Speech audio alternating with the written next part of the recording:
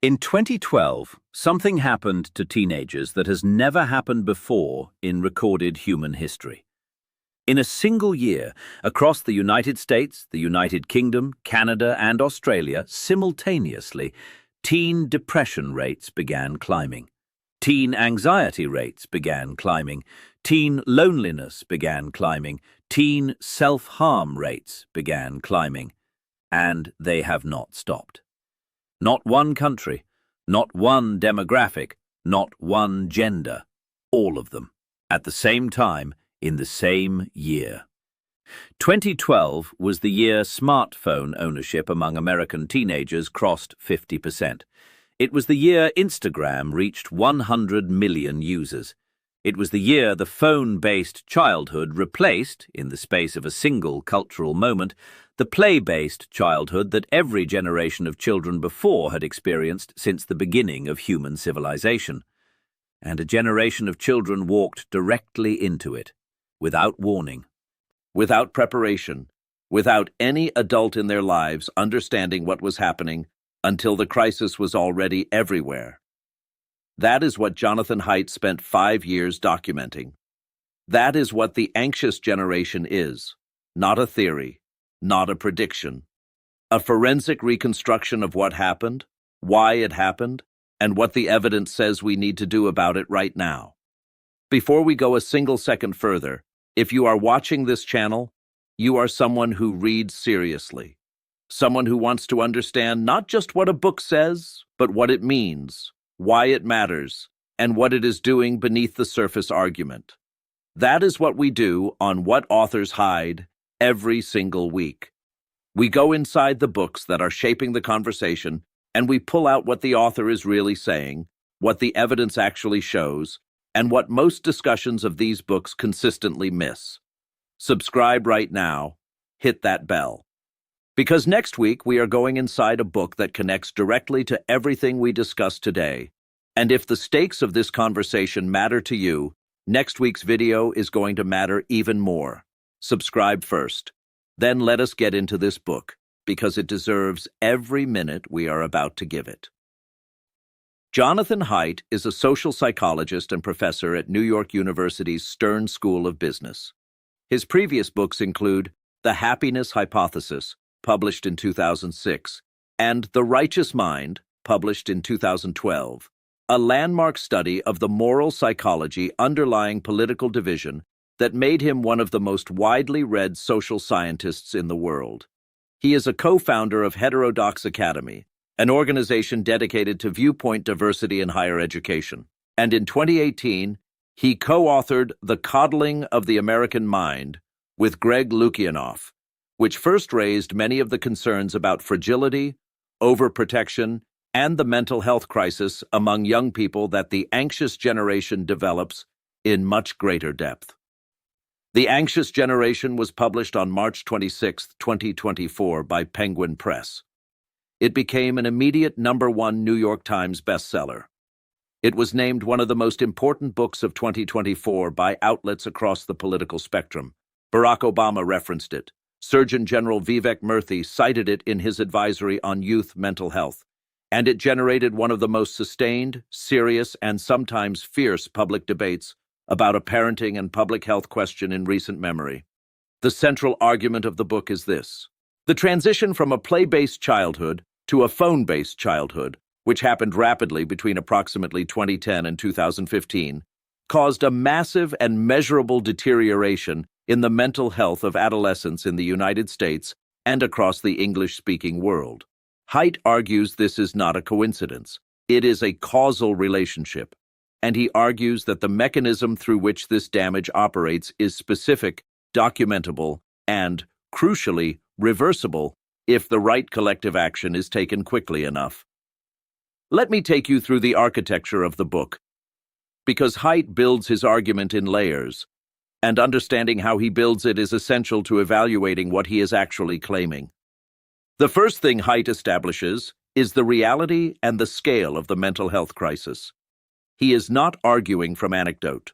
He marshals data from multiple independent national and international surveys, the CDC's Youth Risk Behavior Survey, the National Survey of Children's Health, the UK's Millennium Cohort Study, and data from Canada, Australia, and the Nordic countries. Across all of these sources, the pattern is the same. Beginning around 2012, rates of depression, anxiety, loneliness, and self-harm among adolescents, particularly adolescent girls, begin a steep and sustained climb that has not reversed. The numbers Haidt cites are not marginal. He documents that rates of major depression among teenage girls in the United States roughly doubled between 2012 and 2019. Emergency room visits for self-harm among girls aged 10 to 14 nearly tripled in the same period. Suicide rates among teenage girls reached levels not seen since the 1990s. And these trends appeared simultaneously across multiple countries that share high smartphone penetration rates, which is a critical piece of the geographic argument. If this were purely a story about American culture, you would expect to see it primarily in America.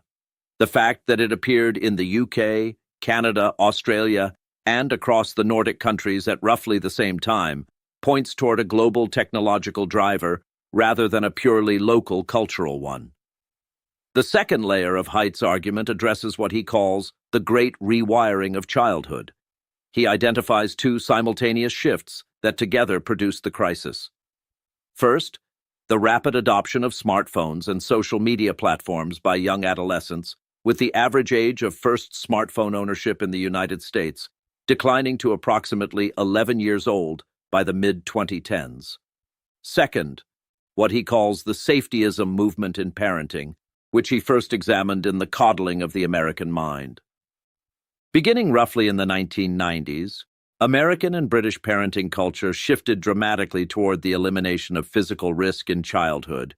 Children stopped walking to school alone, stopped playing unsupervised in neighborhoods, stopped navigating the physical world with independence. These two shifts worked together in a way that compounded the damage. As the physical world became more supervised and less available for independent exploration, the screen-based world expanded to fill the void. Children who were not allowed to roam their neighborhoods were given screens instead. The unsupervised play that is essential to the development of social competence, risk tolerance, resilience, and identity formation was replaced by supervised, structured activity on one side and unsupervised, unstructured screen time on the other. Neither provides what the missing play-based childhood was providing. Haidt distinguishes carefully between what he calls the four foundational harms of the phone-based childhood: social deprivation, sleep deprivation, attention fragmentation, addiction.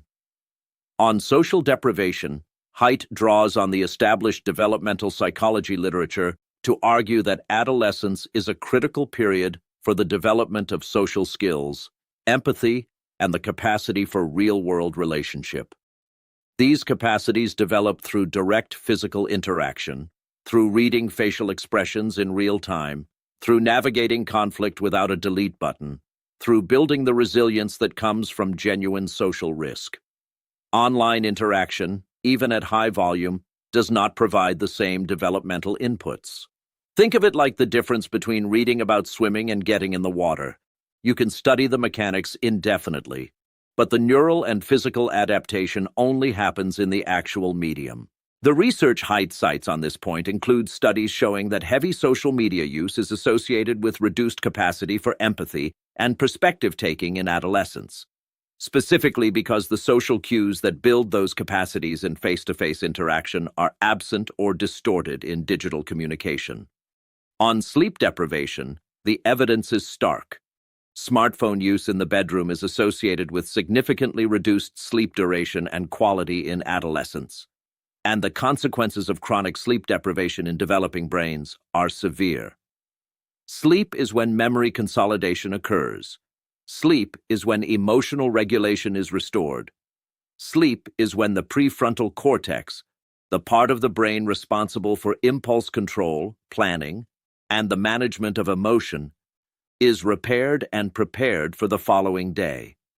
An adolescent running on 5 or 6 hours of sleep due to late-night phone use is running a developing brain in a state of continuous partial impairment. Haidt cites studies showing that screen time in the bedroom accounts for a significant portion of the adolescent sleep deficit, and that this sleep deficit is independently associated with depression and anxiety outcomes, separate from the direct social media effects. On attention fragmentation, this is one of the most consequential and least discussed elements of the crisis. The smartphone, Haidt argues, does not just occupy time. It fundamentally restructures the attention system. The reward architecture of social media platforms, the variable ratio reinforcement schedule of likes, comments, notifications, and new content is specifically designed to make sustained attention on any single thing difficult to maintain. Think of it like a slot machine that never stops. The mechanism that makes slot machines addictive is not that they always pay out. It is that they sometimes pay out unpredictably, which keeps the brain in a state of continuous arousal and checking. Social media uses the same mechanism. Every check of the phone is a pull of the lever.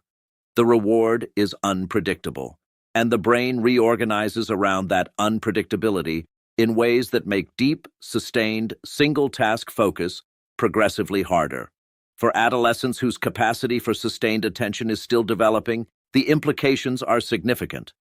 Haidt draws on research suggesting that the decline in reading for pleasure, the decline in the capacity for boredom, and the decline in the ability to sustain attention in classroom settings are all connected to the fragmentation of attention produced by heavy smartphone use, and that these effects are particularly pronounced when smartphone adoption occurs before the prefrontal cortex has fully matured, which in humans does not happen until the mid-20s. On addiction, Haidt is careful here. He does not argue that all social media use constitutes clinical addiction. He argues that the platform design is deliberately engineered to maximize engagement in ways that produce compulsive use patterns in a significant subset of users, and that adolescents, whose reward systems are more sensitive to dopamine stimulation and whose prefrontal inhibitory control is less developed, are disproportionately vulnerable to those compulsive patterns. He cites internal documents from social media companies, many of which became public through congressional testimony and whistleblower disclosures, showing that the companies were aware of these vulnerability patterns and chose engagement maximization over user welfare. Now let me tell you about the section of the book that generated the most debate. Because the anxious generation is not without its critics, and the debate around it is important to understand. The central methodological challenge that Haidt's critics raise is the distinction between correlation and causation. The mental health crisis and smartphone adoption happened at the same time. They happened across the same populations. The timing is striking, but timing is not causation.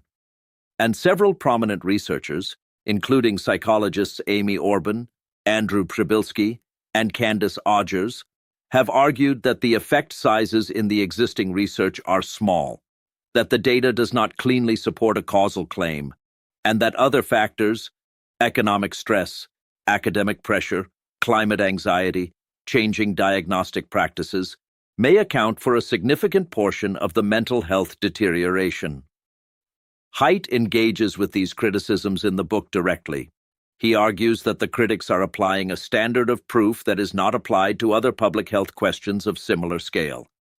He compares the debate to early tobacco research, where the causal link between smoking and lung cancer was disputed for years on methodological grounds while the evidence accumulated in one direction. He argues that when you have a crisis of this magnitude, affecting this many young people, beginning at this specific time, across this many countries, the appropriate public health response is not to wait for perfect causal evidence, but to act on the preponderance of available evidence while research continues. Whether you find that argument fully convincing or not, it is worth sitting with, because the question it raises is genuinely important. What standard of evidence should we require before taking protective action when the people potentially being harmed are children? In the final section of the book, Haidt makes 4 specific collective action recommendations.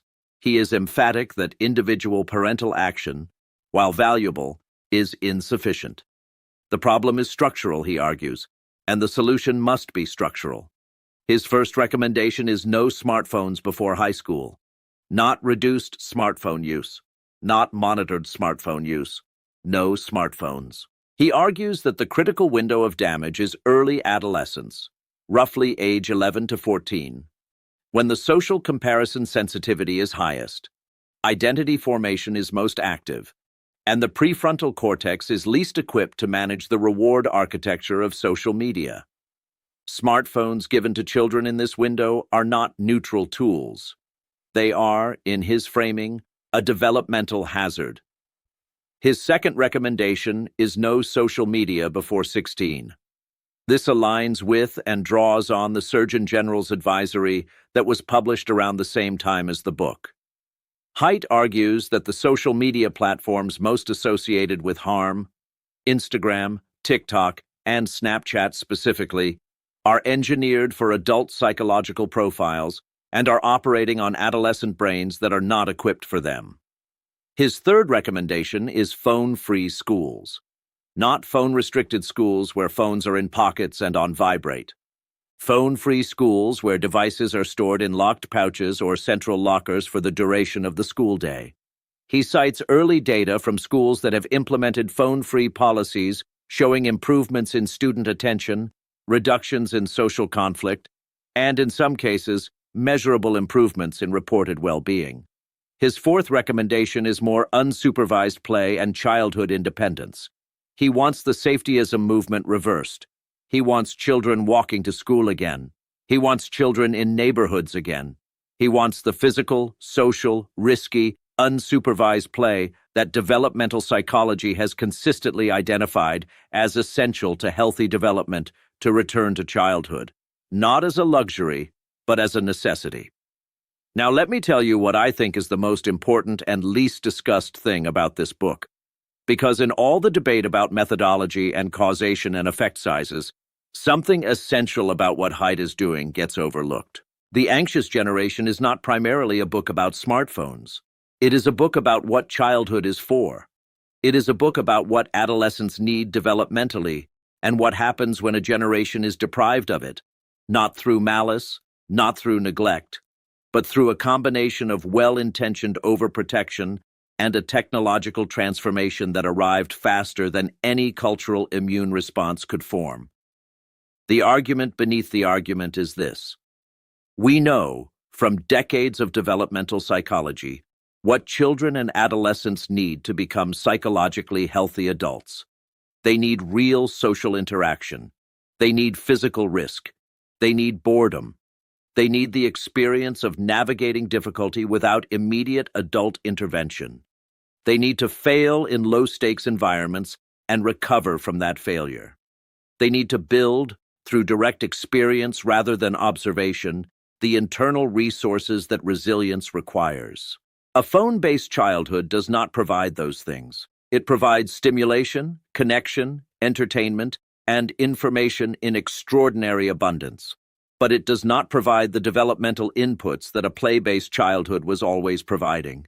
And the crisis Haidt is documenting is, in his framing, what happens when an entire generation grows up without those inputs at the critical developmental window when they matter most.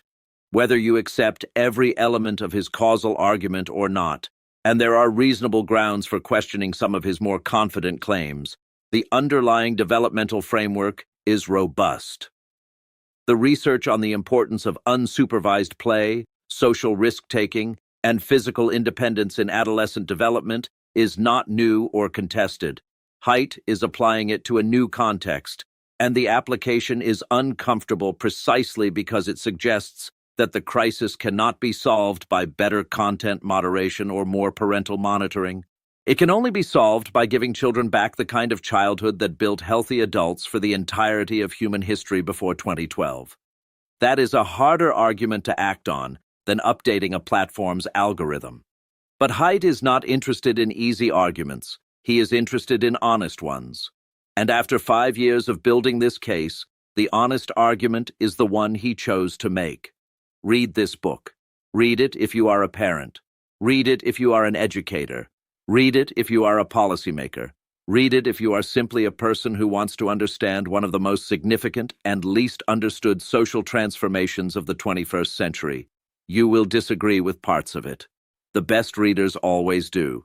But you will not finish it without understanding the crisis more clearly than you did before you opened it.